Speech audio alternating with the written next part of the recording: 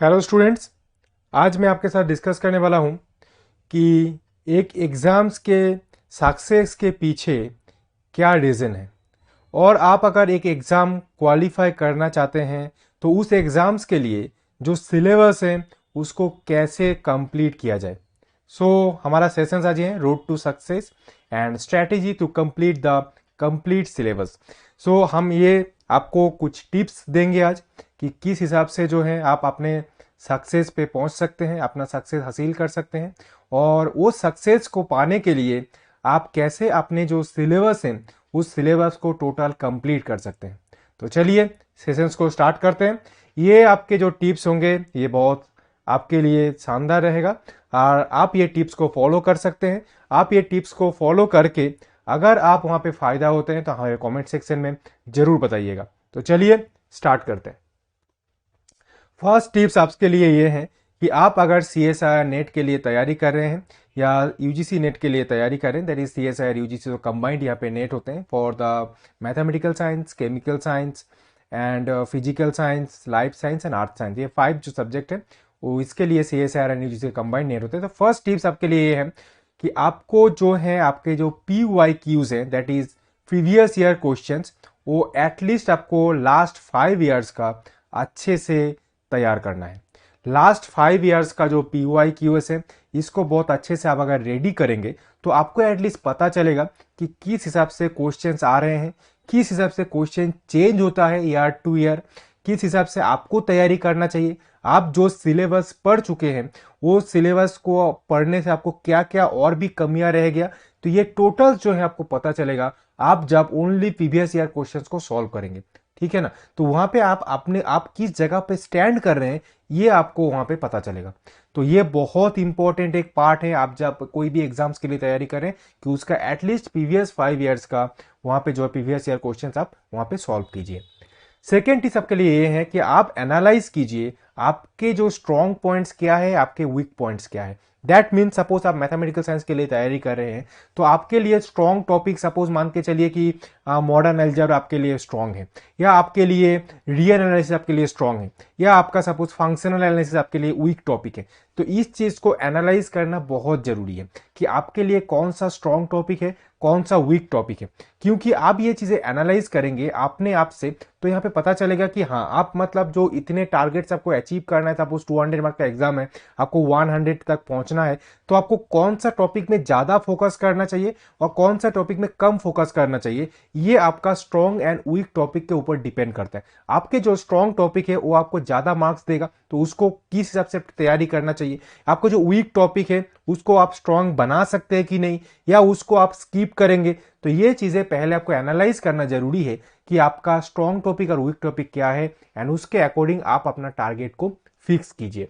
Third आपके लिए ये है कि आप जो PYQs कर रहे हैं तो वहां पे कौन सा आपको छूट जा रहा है, ये चीज को आप एनालाइज कीजिए। तो आपने तो पहले तो PYQs को आपने सॉल्व किया, PYQ सॉल्व आप जब करेंगे, प्रीवियस ईयर क्वेश्चन जब सॉल्व करेंगे, ऐसा तो होगा नहीं कि आपने 100% सॉल्व कर दिया।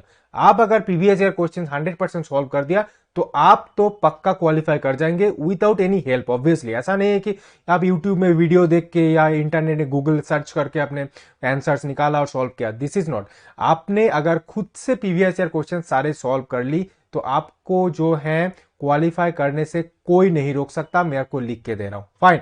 पर वहां पे अगर आप सॉल्व नहीं कर पा रहे, मैक्सिमम जो केस है 99% केसेस में स्टूडेंट जो है प्रीवियस ईयर का हर एक क्वेश्चन सॉल्व नहीं कर सकता है, क्योंकि वहां पे जो होते हैं हार्ड टाइप के क्वेश्चंस पूछे जाते हैं।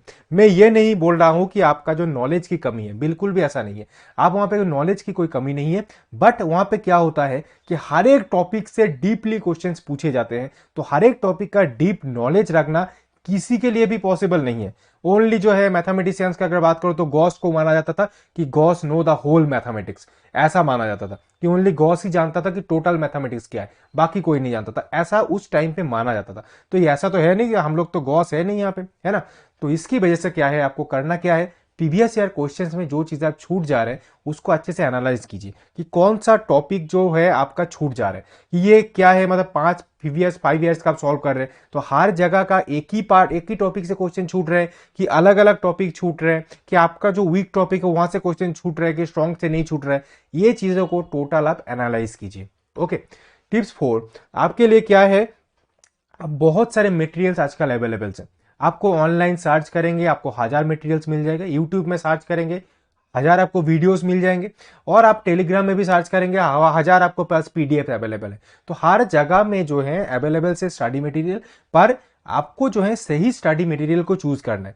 मैं ये नहीं बोल रहा हूं कि आपने जो बनाया है खुद, सपोज मान के चलिए आप ग्रेजुएशन लेवल पे कुछ बनाए होंगे, आप मास्टर्स लेवल पे कुछ बनाए होंगे, या हो सकता है कि कहीं पे और आप कहीं के पढ़ रहे होंगे तो वहां पे भी कुछ आपने मटेरियल बनाया है। तो ऑब्वियसली अगर आपको लगता है कि नहीं वो जो आपने बनाया है नोट्स वो बहुत अच्छे हैं तो आप उसको फॉलो कीजिए। अगर आपको लगता है कि नहीं यहाँ पे जो नोट्स मुझे मिल रहा है ये नोट्स बहुत अच्छे हैं, ये इसको मैं फॉलो कर सकता हूं, तो इसको आप जो है फॉलो कीजिए। ऐसा नहीं है कि जो है हर जगह को आप जो है कलेक्ट कर रहे हैं, थोड़ा थोड़ा ऐसे पढ़ रहे हैं, ऐसा बिल्कुल मत कीजिए, उसमें कंफ्यूज हो जाएंगे। क्योंकि बहुत सारे बुक्स जो है, बहुत सारे जो नोट्स हैं वो अलग अलग सिंबल्स को यूज करते हैं, बहुत सारे बुक्स हैं जो अलग अलग मतलब क्या बोलते हैं डेफिनेशंस कुछ अलग अलग तरीके से रिप्रेजेंट करते हैं, तो वहां पे जो है स्टूडेंट्स कंफ्यूज हो जाते हैं। तो आप पहले चूज कीजिए कि कौन सा स्टडी मटेरियल्स अच्छे हैं एंड उसमें जो है टोटली फोकस कीजिए, उसमें बने रहिए। ठीक है, आप अच्छे स्टडी मटेरियल्स कैसे फाइंड करना है, ये सबसे पहले आप अपने पास जो है कुछ अच्छे बुक्स का पीडीएफ हमेशा रखिए, जो हो सकता है कि फॉरेन ऑथर्स हो या कुछ लोकल ऑथर्स भी हो, जो बहुत अच्छे बुक्स हमारे पास अवेलेबल होते हैं इंडिया में। तो यहाँ पे जो है आप कुछ अच्छे बुक्स को रखिए, उस बुक्स के कुछ कुछ टॉपिक जो है पढ़िए, तो वहां से आपको पता चलेगा कि नहीं एक्चुअली में जो स्टडी मटेरियल आपके पास है वो यहाँ से मैच होते हैं, तो obviously it's a good study material. तो ये जो चीजें हैं आपको फॉलो करना पड़ेगा, क्योंकि आप सपोज कोई गलत चीजें पढ़ रहे हैं, अगर वो चीज को एग्जाम में आ गया तो आपका तो वहां पे गया, वहां पे तो आप उसको आंसर नहीं करेंगे, आंसर करेंगे तो भी गलत होगा, तो वहां पे उस चीज को कोई फायदा नहीं है, वो आपको जो है नीचे ही खींचेगा। इससे बेटर है पहले से ही ये चीज को रेडी करना कि अच्छा स्टडी मटेरियल एंड उसी में जो है आपको बने रहना है। ओके, टिप्स 5 आपके लिए ये है कि एक स्टडी प्लान बनाइए और उसको फॉलो कीजिए। अगर आपको टोटल सिलेबस कवर करना है एंड अगर आपको एग्जाम क्वालिफाई करना है तो ऐसा बिल्कुल भी नहीं चलेगा कि आप जो है दिन में किसी दिन 1 घंटा पढ़ रहे हैं, किसी दिन 10 घंटा पढ़ रहे हैं। This is not the right way to qualify an exam.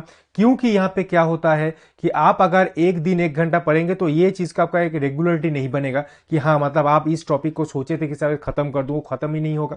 यह जो चीजें हैं आपने कुछ प्लान किया था उस प्लान को वहां पे एग्जीक्यूट आप नहीं कर पाएंगे। तो इसकी वजह से एक स्टडी प्लान अच्छे से बनाइए। अगर आपके पास 2 मंथ्स है तो 2 मंथ्स का एक स्टडी प्लान बना लीजिए, अगर आपके पास 5 मंथ्स है तो 5 मंथ्स का एक स्टडी प्लान बना लीजिए। हर डे के हिसाब से स्टडी प्लान बनाइए। जैसे मान के चलिए आपने जैसे ये रखा कि आप मॉर्निंग में उठेंगे और मॉर्निंग में 2 घंटे जो है आपका जो सबसे टफ टॉपिक आपको लगता है उस टॉपिक को आप कवर करेंगे, एंड शाम का जो 2 आवर्स है उसको आप जो आपको इजी टॉपिक लगता है उसको आप कवर करेंगे। क्योंकि सुबह सुबह हमारा माइंड थोड़ा क्या रहता है, फ्रेश रहता है। आज जितने दिन चले जाते हैं तो थोड़ा हम लोग क्या होते हैं धीरे धीरे हमारा मतलब उसमें ये आ जाते हैं, टायर्डनेस आ जाते हैं, तो माइंड भी टायर्ड हो जाता है। तो माइंड जब टायर्ड हो जाएंगे तो जो स्ट्रॉन्ग टॉपिक होंगे, जो आपके लिए डिफिकल्ट टॉपिक है, उसको एब्जॉर्व करना माइंड के लिए बहुत टफ हो जाते हैं। तो इसके लिए कोशिश ये करना है कि जो मॉर्निंग में हमारा जो है मेन टॉपिक में फोकस वहां पे कर लूँ, शाम के टाइम में जो इजी टॉपिक है उसको मैं फोकस करूँ।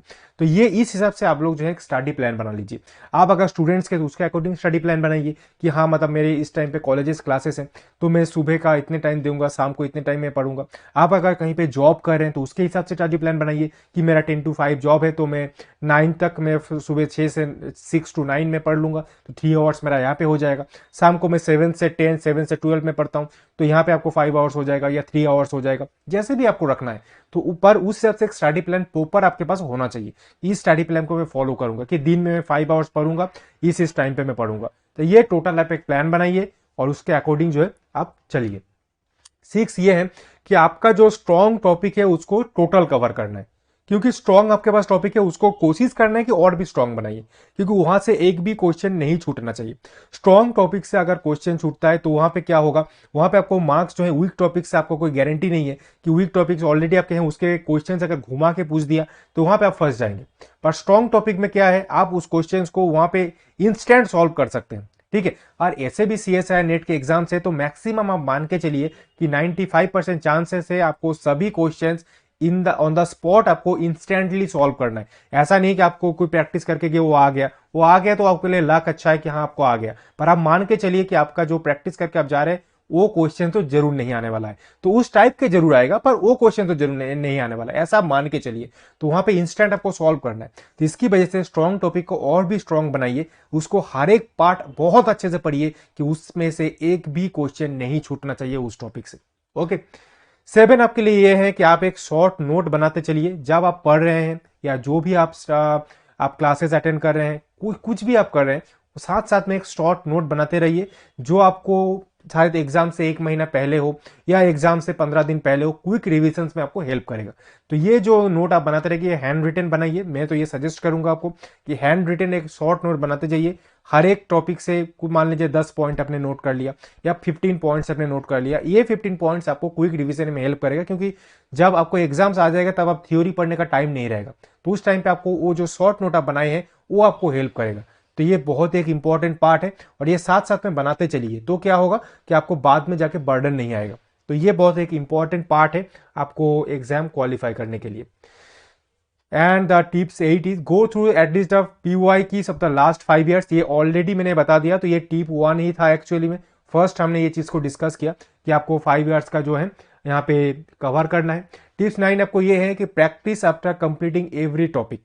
आप जो भी टॉपिक्स आप कवर कर रहे हैं उस टॉपिक को कंप्लीट करने के बाद जो है उससे रिलेटेड जितने भी आपको क्वेश्चंस मिलते हैं, मॉक टेस्ट आपको मिलता है, टेस्ट सीरीज आपको मिलता है, या कोई भी बुक से उसके रिलेटेड क्वेश्चंस आपको मिलता है, उसको सॉल्व करते चलिए। क्योंकि आपने पढ़ते चले गए, थ्योरी पढ़ते चले गए तो आपको पता नहीं चलेगा कि आप किस जगह पे स्टैंड कर रहे हैं। ओनली थ्योरी पढ़ना कोई भी कॉम्पिटिटिव एग्जाम्स के लिए सॉल्यूशन नहीं है, क्योंकि थ्योरी आपको हो सकता है कि उसमें आपको बहुत अच्छा नॉलेज हो गया है, थ्योरी आपका पूरा कॉन्सेप्ट क्लियर है, बट उससे क्वेश्चंस कैसे सॉल्व होगा ये जानना आपको जरूरी है। आप जब कॉम्पिटिटिव एग्जाम दे रहे हैं, है ना, कॉम्पिटिटिव एग्जाम्स में आपको जो है मेनली आपको प्रॉब्लम सॉल्व करना है। आप अगर इंटरव्यू दे रहे हैं दिस इज फाइन, आपको थ्योरी में जितने नॉलेज है, जितना अच्छा नॉलेज है उतना अच्छा आपको इंटरव्यू जाएगा, ठीक है। क्योंकि इंटरव्यू बार आपको चेक करते हैं कि आपका उस टॉपिक के बारे में आप कितना जानते हैं, ये चीज चेक करते हैं। पर यहाँ पे एग्जाम्स में क्या होंगे, एग्जाम्स में आपको क्वेश्चंस पूछे जाएंगे, तो आपको नॉलेज से भी ज्यादा जरूरी यहाँ पे ये है कि आप एक प्रॉब्लम को, उस टॉपिक को अप्लाई करके कैसे सॉल्व करेंगे, एक थ्योरम को अप्लाई करके आप उस प्रॉब्लम पे कैसे पहुंचेंगे सॉल्यूशन पे, ये यहाँ पे इंपॉर्टेंट चीज है। तो इसकी वजह से क्या है, जितने भी टॉपिक पढ़ रहे हैं साथ साथ उसको प्रैक्टिस भी करते रहिए, तो ये बहुत अच्छा रहेगा। कहीं पे भी आपको मॉक टेस्ट मिल रहे हैं, बहुत सारे बुक्स अवेलेबल हैं आजकल, टॉपिक वाइज आपको क्वेश्चंस देते हैं, उस क्वेश्चंस को प्रैक्टिस कीजिए। जितने टॉपिक पढ़ेंगे उस टॉपिक को आप क्वेश्चंस प्रैक्टिस कीजिए। एंड सबसे जरूरी एक है, एक वीकली रिवीजन प्लान बनाइए कि हाँ मैं वीकेंड में, सपोज सैटरडे हो या संडे हो या सैटरडे संडे बोथ 2 डेज हैं, आप वहां पे एक रिवीजन कीजिए कि आपने मॉडर्न अलजेब्रा ये 6 डेज में क्या क्या पढ़ा, या आप रियल एनालिसिस पढ़ रहे हैं तो रियल एनालिसिस 6 डेज में क्या क्या पढ़ा, एक आपने वहां पे रिवीजन किया और टोटल जो 6 डेज आपने पढ़ा उसका एक जो है आपने पोर्टल का पेपर आपने सॉल्व किया। तो ये आपका टोटल एक कंप्लीट रिवीजन हो जाएगा 1 हफ्ते का। एक्चुअली में हम लोग रिवीजन क्या करते हैं, क्या एक टॉपिक को एक बार में रिवीजन करेंगे, उसमें क्या होता है कि हम बहुत सारी चीजें फिर से भूल जाते हैं। पर आप अगर ये वीकली रिवीजन रखेंगे तो चीजों को आपने ये भूलने ही नहीं देगा। तो इसमें क्या होगा, आप हर एक चीज को आपका दिमाग में रहेगा, ठीक है। तो ये बहुत एक इंपॉर्टेंट पार्ट है कि हर वीक में एक प्लान बनाइए और उसके अकॉर्डिंग जो है आप रिवीजन करते रहिए। And the last one is practice, revise and repeat. इसका कोई ऑल्टरनेटिव नहीं है, जितना हो सके प्रैक्टिस कीजिए, उसको फिर से रिवाइज कीजिए एंड अगेन रिपीट इट। तो ये बहुत एक इंपॉर्टेंट है, साइकिल है हमारे पास, प्रैक्टिस, रिवाइज एंड रिपीट। ये आपका कोई ऑल्टरनेटिव नहीं देगा। तो जितना हो सके प्रैक्टिस कीजिए, जितना हो सके उसको रिवाइज कीजिए, फिर से उसको रिपीट कीजिए। ओके, तो उम्मीद करता हूँ सबको ये टिप्स अच्छा लगा है। ये टिप्स आप फॉलो करके देख सकते हैं। तो यहाँ पे हो सकता है कि आपको जो एग्जाम्स है वो ये इस चीज़ को और भी आपका एग्जाम्स को प्रिपरेशन को ये बूस्ट अप करे। तो अगर ये आपको हेल्प करते हैं तो हमें कमेंट सेक्शन में जरूर बताइएगा।